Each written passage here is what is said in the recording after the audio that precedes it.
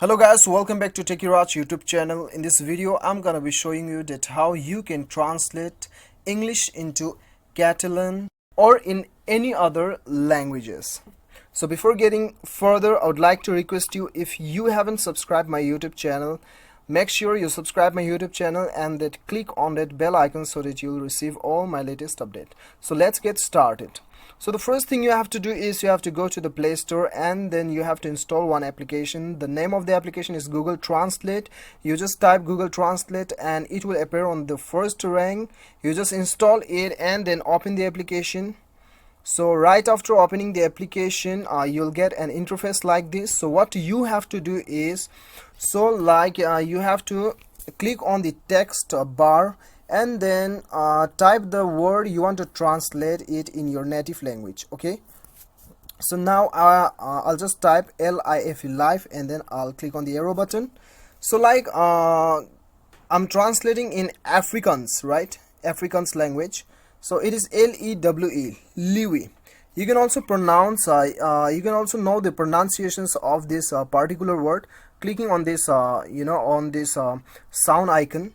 So if you want to translate it on your own native language, then you have to click on the top right corner. As you can see, Afrikaans, right? So you just select your language. Okay, if you want to select your own language, Nepali, then the Nepali, select the Nepali. And then if you want to select Hindi, then you just type Hindi, then it will appear on it. Okay, so whatever your native language is, you just click on this right corner and then select your language.